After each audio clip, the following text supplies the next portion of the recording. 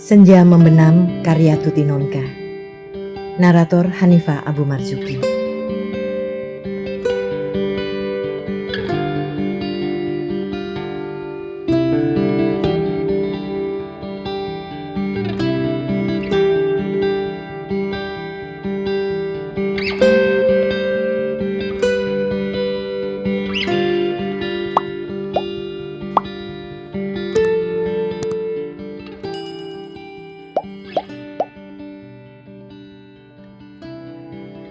Bangsat, singkirkan buku keparat itu dari depanku, teriak kakek Opung menggelegar.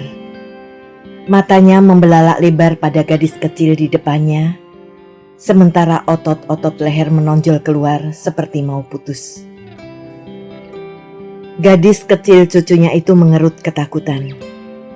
Dengan tarikan wajah mau menangis, gugup dan gemetaran, diambilnya kembali novel yang baru saja dia letakkan di rak majalah. Lalu tanpa menengok lagi, kabur ke kamar ibunya. Orang yang menyuruh dia meletakkan novel itu di rak depan. Kakek Opung menumpukan lehernya yang kurus ke sandaran kursi. Kemarahannya yang sekejap meledak, sekarang berbalik menjadi penyesalan. Bukan salah cucunya kalau meletakkan novel itu di rak. Memang disitulah tempatnya. Akulah kakek tua, manusia rongsokan yang keterlaluan, yang tidak tahu diri, yang tidak waras. Kakek Opung menekan dadanya, terbatuk-batuk. Dadanya yang tipis seakan mau rontok oleh guncangan penyakit lama yang sudah menjadi kawan karib itu. Siapalah yang mengerti perasaanku? Desahnya terengah-engah, berpacu dengan nafas sesak bak lokomotif uap. Novel itu dia sudah baca, walau dengan sepenuh kebencian. Mentah, konvensional, tidak bicara apa-apa. Bahasanya tersandung-sandung. Temanya sudah digarap orang sejak 30 tahun yang lalu. Tiap bab penuh dengan kesedihan yang didramatisasi air mata yang terus-menerus dicucurkan oleh pelakunya, seperti si pengarang pencipta langit dan bumi saja. Toh, hasil karya penulis wanita itu cetak ulang sampai 3 kali dalam waktu 4 bulan. Setiap majalah dan koran memuat resensinya. Orang berduyun-duyun menonton filmnya di bioskop. Kakek Opung meraba-raba ke samping kursi, mencari tongkat yang akhir-akhir ini tak boleh lepas menopang tubuhnya. Masih dengan terbatuk-batuk kecil, ditegakkannya tubuhnya dengan susah payah. Tubuh dan tungkai itu miliknya sendiri. Tetapi betapa dia sering merasakan sebagai musuh yang harus ditaklukkan. Anak perempuannya muncul dari pintu kamar, tergesa-gesa menolongnya berdiri. "Bapak mau istirahat?" sapanya dengan lembut. Istirahat. Aku sudah capek istirahat terus-terusan. Bawa aku ke kamar kerja. Suara kakek Opung jauh dari lembut. Baik, Pak. Tapi jangan lama-lama bekerja. Nanti batuk bapak kambuh lagi. Bujuk anaknya tidak kehilangan kelembutan.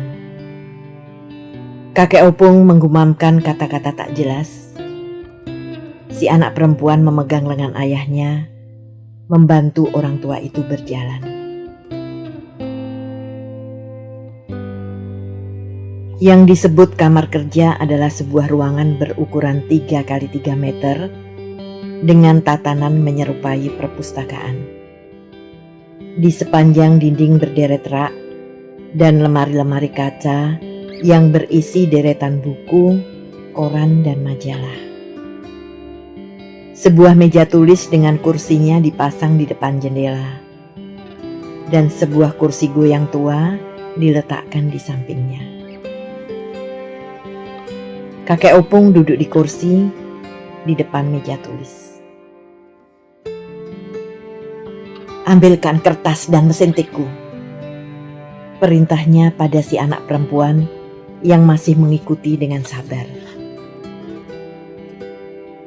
Si anak perempuan menurunkan kotak mesin tik dari rak, membuka tutupnya dan meletakkannya di depan kakek Opung. Dari lemari diambilnya setumpuk kertas kosong. "Tutup pintunya dan jangan biarkan siapapun menggangguku." "Baik, Pak. Boleh ku bawakan minuman Bapak ke sini?" "Ya, cepat dan jangan berisik." Anak perempuannya berlalu dari kamar, menutup pintu dengan kehati-hatian seperti memindahkan bom waktu. Kakek Opung mengambil sehelai kertas kosong, memasangnya dengan hati-hati ke mesin tik. Beberapa lama, dia terpekur saja di depan deretan huruf, sementara kedua tangannya sudah diangkat, siap dihantamkan ke pelat huruf. Tetapi apa yang mau ditulis? Kalimat apa yang akan disusun? Kata mana yang akan dipilih?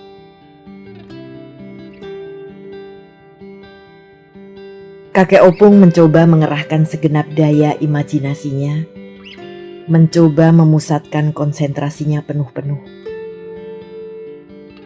Ide cerita yang terpentang di dalam benaknya begitu nyata dan terasa indah sekali. Tentang konflik batin seorang nyonya rentenir yang tiba-tiba menyadari ketamakan, tetapi tidak bisa melepaskan diri dari jerat harta itu. Lama merenung, akhirnya kakek Opung memaksakan diri menyusun beberapa kalimat. Jarinya mengetuk huruf dengan keras, seakan ingin membuktikan pada mesin tik itu bahwa dia masih mampu menaklukkannya dan menghasilkan karya sastra yang bernilai tinggi. Berhasil menyusun 5 baris, kakek Opung berhenti. Dengan masgul, dibacanya kembali kalimat-kalimat yang telah ditulisnya. Betapa kaku, terpatah-patah. Tidak punya irama maupun kekuatan. Ilhamnya telah kering. Otaknya beku, gelap terselubung kabut pekat. Ide cerita itu begitu jelas dan tajam, tetapi alangkah sukarnya menuangkan dalam bentuk tulisan yang runtut dan rancak. Novel mentah itu menjadi bestseller, sementara ideku yang penuh bobot sastra tak mampu kutuangkan dalam bentuk tulisan, pikir kakek Opung dengan getir. Padahal dahulu, 20 tahun yang lalu, dia begitu mudah mengekspresikan hasil renungannya. Lancar dan tak terputus, seperti gemerici anak sungai di lereng gunung. Kakek Opung menelungkupkan wajahnya di atas mesin tik. Jari jemarinya mencengkeram kertas yang masih melambai dari jepitan mesin tik, meremas-remasnya dengan segenap kekecewaan. 20 tahun yang lalu aku seorang penulis terkemuka, kenangnya dengan pahit. Tulisannya dibaca oleh hampir semua orang, didiskusikan oleh setiap kelompok sastrawan dan seniman. Bukunya disanjung-sanjung, dipajang paling depan di toko-toko buku. Sekarang semuanya sudah berakhir. Habis. Kemampuannya menulis hilang entah kemana. Dan pengarang-pengarang muda muncul berarakan, menenggelamkan dia ke tempat paling belakang. Dia dalam ketuaannya dilupakan orang, seolah-olah tak pernah ada dalam dunia penulisan. Tak seorang pun pengarang muda yang datang kepadanya untuk sekedar minta bimbingan atau kritik. Tak ada panitia yang memintanya menjadi juri lomba-lomba penulisan sastra yang paling kecil pun. Tak pernah seorang pun ingat mengundangnya dalam pertemuan para penulis. Pada pelajaran kesusastraan di sekolah, namanya tak sedikit pun disinggung-singgung. Dia seperti ditelan laut, hilang tak berbekas. Semua orang sudah melupakannya. Bahkan ketika dicobanya juga mengirimkan cerpen ke sebuah majalah ibu kota, redaksi mengirimnya kembali secepat kilat, seolah-olah enggan menyimpan tulisannya barang semenit pun. Pada secari belangko pengembalian, redaksi mengatakan cerita itu tidak cocok dengan selera pembaca masa kini. Dan redaksi mengutamakan selera pembaca, bukan selera penulis. Kakek Opung sesak nafas. Kejayaan itu lenyap dari tangannya tanpa tersisa sedikit pun. Dahulu, ketika masih sibuk bekerja dari pagi hingga malam, dia begitu mendambakan saat pensiun yang longgar dan tenang. Akan ditulisnya novel banyak-banyak. Akan dihabiskannya waktunya di depan meja tulis sehari penuh. Tetapi kini apa yang ada?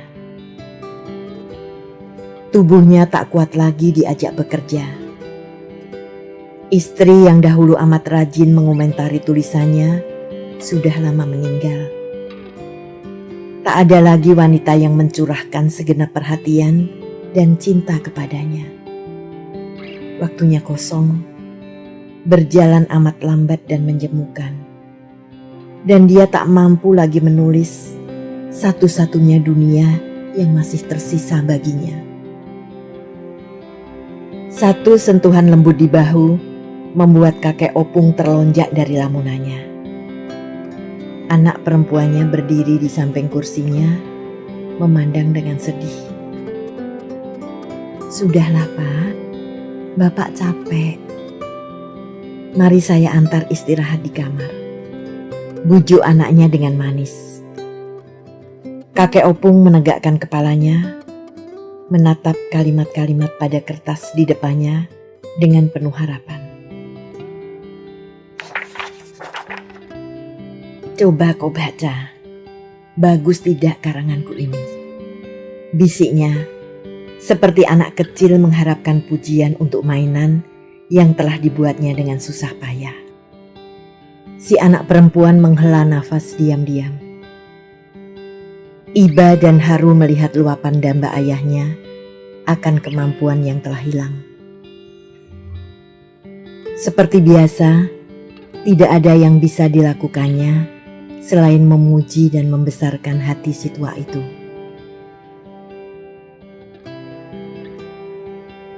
Bagus Pak, tak kalah dari tulisan-tulisan Bapak yang dulu. Mata kakek Opung berbinar-binar. Sejenak semangatnya terkumpul kembali. Tetapi hanya sejenak. Sesudah itu kembali wajahnya hilang dalam kemuraman. Kamu cuma menghibur. Kau bilang tulisan ini bagus hanya karena aku ayahmu. Tak ada redaksi yang berpendapat seperti kau. Keluh kakek Opung. Bapak mesti banyak membaca tulisan pengarang-pengarang sekarang agar tahu perkembangan dunia penulisan, Pak. Persetan. Aku sudah berpengalaman menulis sejak 20 tahun yang lalu. Masa masih harus belajar dari anak-anak sekarang? Anak perempuannya berdiam diri. Dia mengerti ayahnya sangat tersiksa bila harus membaca hasil karya orang lain yang banyak dipuji orang. Membaca tulisan orang lain Melihat betapa banyak penulis sekarang bermunculan, menjumpai betapa ide-ide mereka baru dan segar, hanya membuat ayahnya semakin menyadari ketidakmampuannya menulis lagi. Dan itu sangat menyakitkan hati. "Ambilkan kumpulan cerpen dan romanku," kata kakek Opung kemudian dengan lesu.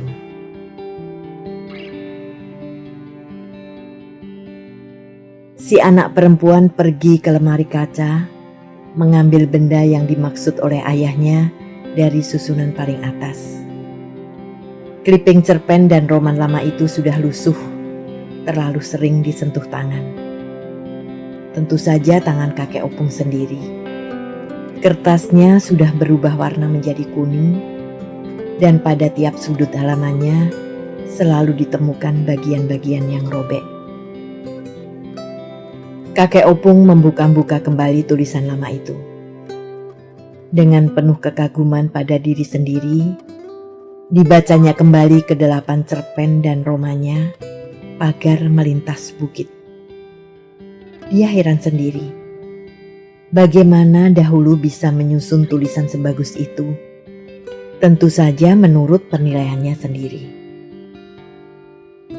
Tiba-tiba saja seperti jatuh dari langit, seorang kawan lama muncul di depannya. Lelaki itu yang sudah sama tua dengan dirinya adalah teman sesama penulis pada 20 tahun yang silam. Mereka berpelukan dengan hangat, saling berkaca-kaca menatap wajah yang lain. Lalu nostalgia masa lalu pun mengalir tanpa henti. Kawan lama itu membawa berita yang tak terduga-duga. Sebuah penerbit di Jakarta bermaksud mencetak kembali novel-novel lama dari tahun 50-an. Banyak novel dan roman yang sudah hilang dari peredaran. Padahal hasil karya itu penting untuk meneliti perkembangan sastra di Indonesia. Seperti halnya segala sesuatu yang bernilai historis, sastra asli tanah air harus dilestarikan. Anak-anak sekolah perlu membacanya agar tahu betapa kaya milik bangsanya sendiri. Dua romanku sudah dikontrak untuk diterbitkan kembali.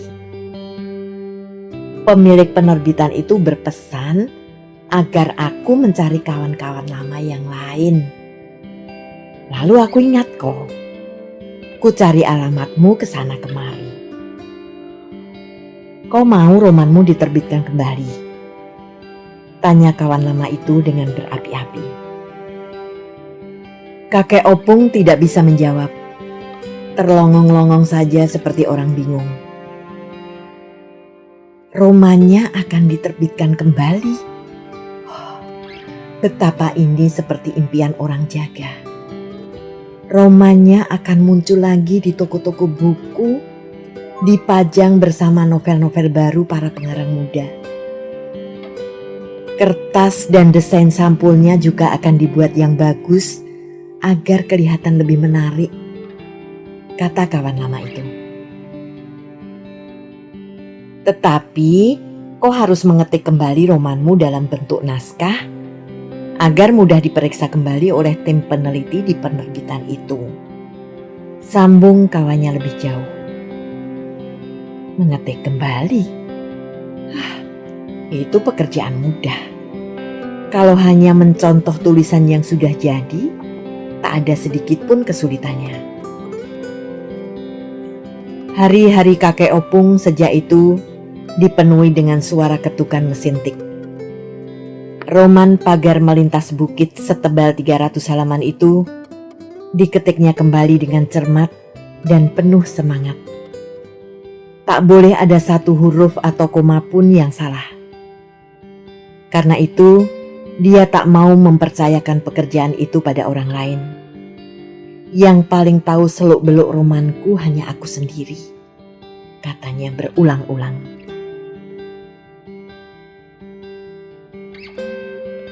Kata kawannya, honor yang diberikan tidak begitu banyak, Sebab penjualan buku tidak mungkin diharapkan laris seperti novel baru. Kakek Opung gusar waktu itu. Aku tidak butuh uangnya. Dia menggeram dengan marah. Dia hanya ingin romanya dilihat orang kembali.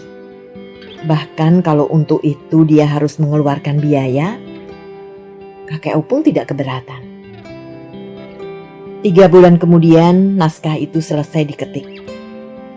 Dengan hati-hati dan dada mengembang penuh harapan, kakek Opung mengirimkannya sendiri ke alamat penerbit di Jakarta. Kawannya memang tidak menjamin penerbit itu akan mau mencetak kembali romanya. Sebab sebelum diterbitkan romanya harus direkomendasikan dahulu oleh tim peneliti. Tetapi manakah mungkin tim peneliti tidak menilai romanku pantas diterbitkan kembali? Pikirnya menghibur diri. Saat menunggu jawaban dari Jakarta, menjadi masa penantian yang penuh harap-harap cemas bagi kakek Opung. Sepanjang hari dia tidak bisa tenang barang sekejap pun. Bolak-balik, mondar-mandir, membuka-buka kembali romanya untuk meyakinkan diri. Sebulan kemudian datang sepucuk surat berkop penerbit yang disebutkan kawannya. Dengan gemetar, kakek Opung merobek amplop itu, membaca isinya kata demi kata dengan dada berdebar keras. Lalu tubuhnya limbung ketika selesai sampai pada kata terakhir. Romanya ditolak tim peneliti. Alasannya, temanya sudah digarap oleh penulis lain yang lebih ternama dan sudah pula diterbitkan oleh penerbit itu. Kakek Opung sangat terpukul membaca jawaban itu. Romanya Pagar Melintas Bukit yang 20 tahun lalu menjadi kebanggaan, dipuji teman-teman sesama pengarang, sekarang ditolak penerbit. Sungguh tidak masuk akal. Zaman sudah berbalik rupanya. Dengan segera, batuk kakek Opung menghebat. Dokter yang buru-buru dipanggil mengharuskan kakek Opung istirahat total di atas tempat tidur. Tidak boleh bekerja, tidak boleh berpikir apa-apa.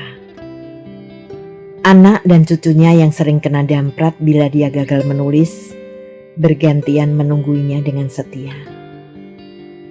Pada suatu pagi, yang tak diingat lagi hari dan tanggalnya oleh kakek Opung, 6 orang seniman muda datang bertamu.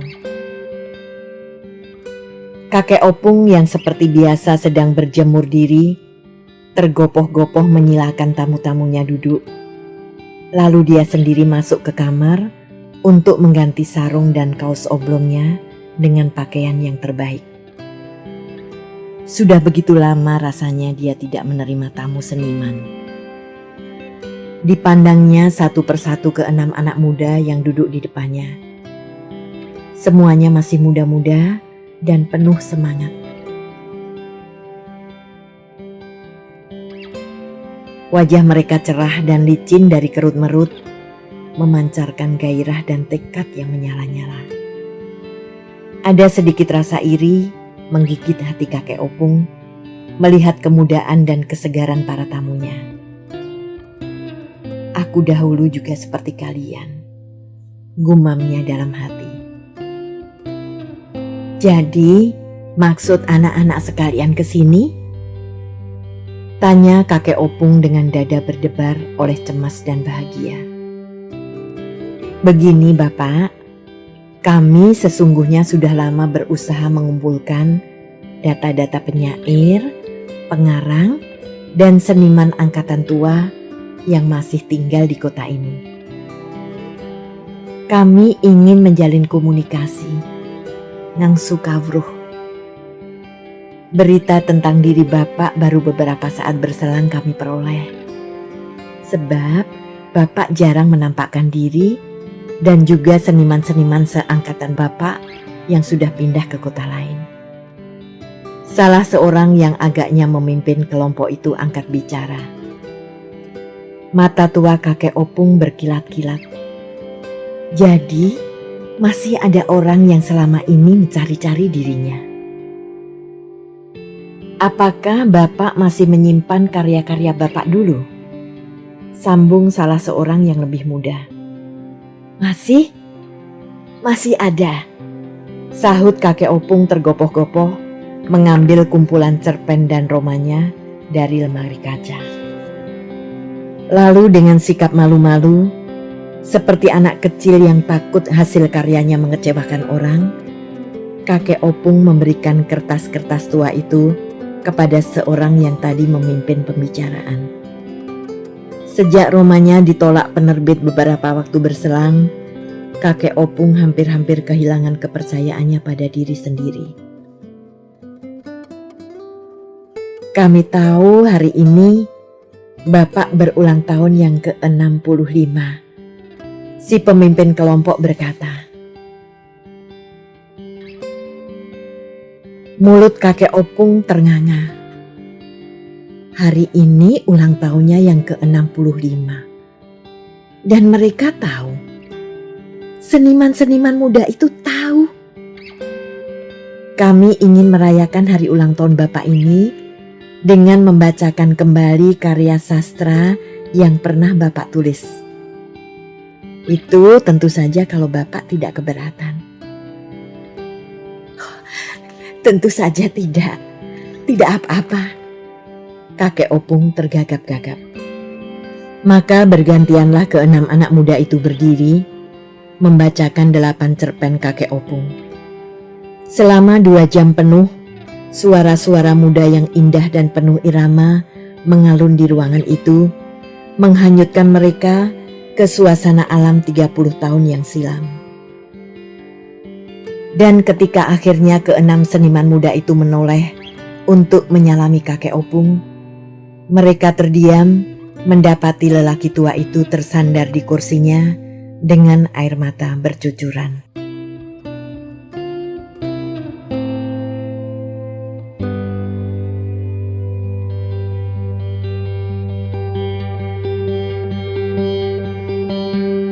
Terima kasih telah menikmati cerita ini. Tuliskan saran atau komentar di bawah untuk memperbaiki channel ini. Jangan lupa tekan tombol subscribe, like, and share.